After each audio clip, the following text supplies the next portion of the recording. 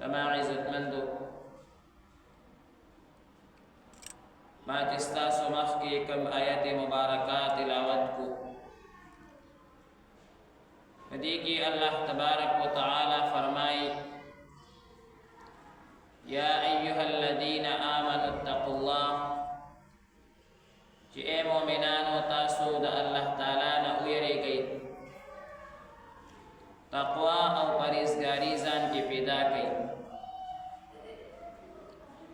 تقوا او پرهیزګاری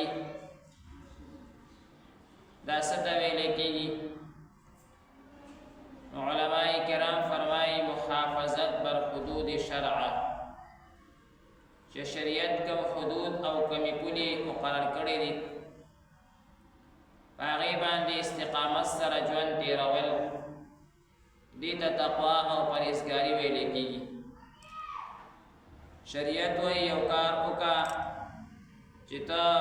په هغه کار کې حاضر شي او هغه کار وکړي شریعت مطهره وایي چې یو کار مه کوه چې ته هغه کار پرېږدي یو کار شریعت ویلی دی چې دا وکړه که ظاهر کې تا ته په هغې کې نقصان هم ښکاره کېږي نو ته به هغه کې دې ته تقوا ویلی کېږي او چې شریعت وایي دا کار مه کوه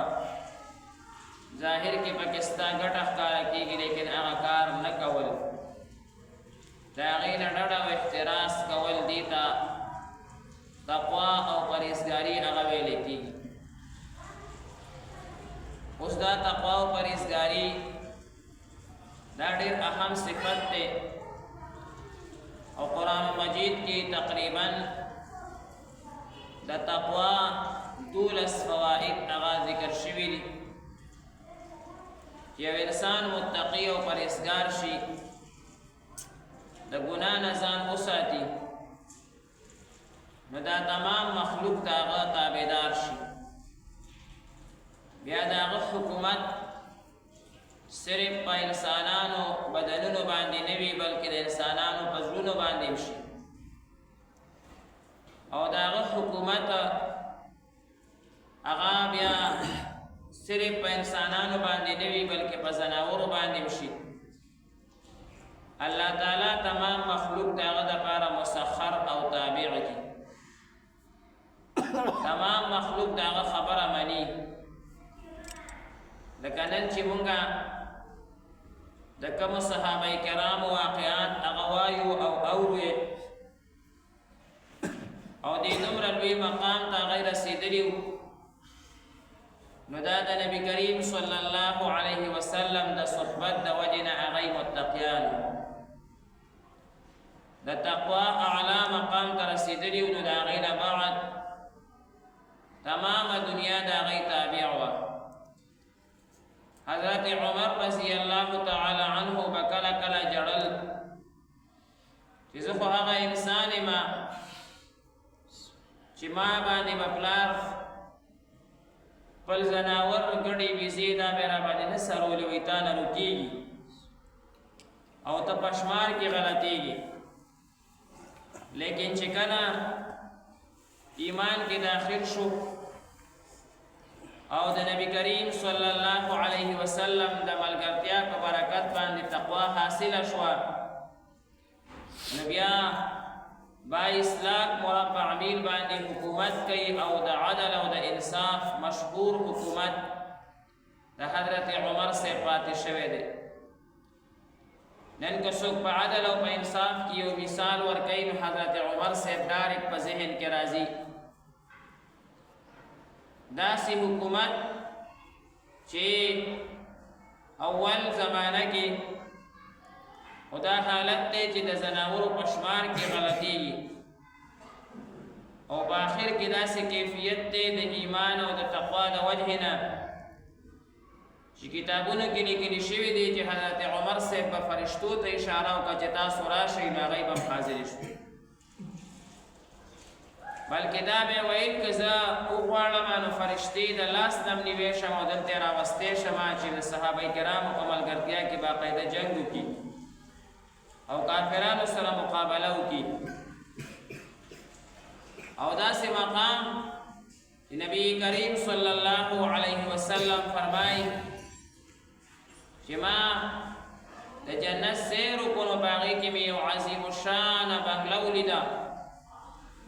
چې ما د هغې غوندې بنګله په دې ټول جنت کې ونه لیده ما وی دا د چا ده وی دا د حضرت عمر رضی الله تعالی عنه د دنیا او د آخرت کامیابی او مقامات حضرت عمر صاحب ته میلاو شو اوس دا په څه باندې میلاو شو دا ورته په تقوا پرهیزګارۍ باندې میلاو شو دومره تقوا او پرهیزګاري چې د الله تعالی حکم برالو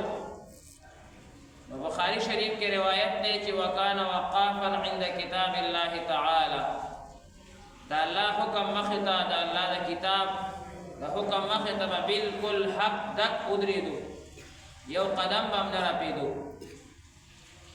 یو بیری دا اراده کړې وه چې خلک ډېر غټ غټ مهرونه مقرروي او دا زه یو اندازې سره مقررون غواړم چې بیا د هغې نه زیات تر قیامته څوک مقرر نه کېږي یوه ښځه د مسجد دروازې ته راله ورته یې وی الله یو شی نه دی مقرر کړی نبی علیہ السلام نه دی مقرر کړی نو ته به یې څنګه مقرر کړي حضرت عمر صاحب وی کوم ځای کې تا ته دا پته ولګېده وی الله تعالی فرمایي قرآن مجید کې راغلی دي که یو خاوند خپلې ښځې ته د سرو زرو یو ډېرې ورکړو نه ترې نه واپس نه شي اخیستی دا خو باقاعده راغلی دي الله نه دی مقرر کړی ډېرې خو وړوکې هم کېدی شي او غټه هم کېدی شي نو ته څنګه دا مقررې حضرت عمر صاحب خاموش او وی الحمدلله زما رعیت کې داسې ښځې شته چې په قرآن باندې پوهېږي اذا جاء نصر الله والفتح سورت چې نازل شو صحابه کرام حضرت عمر صاحب راوغوښته وایي د دې په تفسیر باندې ما پوهې کوي چې د دې څه معنی ده چې د الله تعالی مدد او فتح راورسېده او ای نبی علیہ السلام ته خلک ویني چې فوج در فوج هغه په اسلام کې داخليږي نو اوس ته الله تعالی په دربار کې استغفار وایه د استغفار څه معنی ده اوس خو الحمدلله ویل پکار دي په دې تفسیر خو زه نه پوهېږم ځکه چې خلک په دین کې داخل شو نو دې نه پس په استغفار نه دی پکار الحمدلله ویل پکار دي حضرت عمر صاحب د دې به څه تفسیري اگر که زړه کې یو ګوټ کې پټه یو خبره نیولې وه چې کېدی شي دا صحیح وي یو صحابي نه تپوس بل صحابي نه تپوس ټول مختلف خبرې ذکر کوي عبدالله ابن عباس رضی الله تعالی عنهما رئیس المفسرین هغه وی چې دې کې د نبی علیه الصلاۃ والسلام مرګ ته اشاره وه او هغې د دې نه پس بیا وفات شوي هم دي ځکه چې دین کامل شو خلک به اوس په خپله داخلېږي نو ته استغفار کوه یعنې آخره زمانه دی ده او آخر عمر کې چې د انسان ګیره سپینه شي په کار ده چې استغفار ډېر زیات دی د دې دا معنی ده چې تاسو دنیا نه روان یې حضرت عمر صاحب وی د الله په ذات مې د قسم وي زما پړه کې هم دا خبره وه خو ما وی چې دا به صحیح وي او که غلطه به وي کله چې عبدالله ابن عباس صاحب دا خبره ذکر کا زما یقین پیدا شو ځکه هغه د تفسیر ماهر دی او د تفسیر استاد دی دومره تقوا او پرهیزګاري الله تبارک وتعالی ورکړې وه او حضرت عمر رضی الله تعالی عنہ داسې نور صحابه کرام فرمایي چې دغه ټیم د عبدالله ابن عباس رضی الله تعالی عنه هغه عمر 12 یا 14 کاله او بالغ شوی هم نه و په قرآن داسې پوهېدو حضرت عمر صاحب شکریه ادا کړه زما وروڼو دا تقوا او پرهیزګاري ده چې انسان کم ځای نه کم ځای ته رسوي او یو عام انسان نه د الله تعالی دوست او د الله محبوب هغه جوړوي دا به څنګه حاصلېږي د الله تعالی د دې علاج ښایي چې وکونو مع الصادقین تاسو د رښتینو خلکو ملګرتیا اختیار کړئ د نیکانو خلکو د پاکانو خلکو دوستانه اختیار کړئ نو تقوا به ډېره اسانۍ سره تاسو ته حاصله شي یو انسان وایي چې زه ډېر زر نیک انسان شم هغه د نیکانو خلکو سره کینی ډېر زر به نیک انسان شي یو انسان وایي چې ډېر زر متقي شم هغه متقیانو سره علماو سره پاکانو صلحاو سره هغوی سره به کیني ډېر زر به پکې دا اثر راشي ځکه انسان فطرتن داسې دی چې دی د بل نه نقل کوي څوک د چا په مجلس کې اوسېږي د هغوی نقل اختیاروي د هغوی اثر پې باندې کېږي یو کس وایي زه ډېر زیات احتیاط کوم او زه چې کوم دی نو چرس او سګرټ او دا څیزونه زه نه کوم چې د هغوی مجلس کې کیني ډېر زر به یې شروع کړي همدقه شانتې که یو انسان وایي چې یاره زه نیک جوړېدل غواړم بس د نیکانو خلکو مجلس کې دې کیني ډېر زر به په هغوی باندې په ده باندې اثر وشي خو لیکن چې کیني د دې نیت به کیني چې زما اصلاح وشي زه د دې نیکانو خلکو غوندې شوه دا نه چې په هغوی باندې اعتراض نن سبا ډېر خلک وایي مونږ خو علماو سره تعلق ساتو خو نه سمیږو ته په اعتراض کینې ته په نیت د اعتراض کینې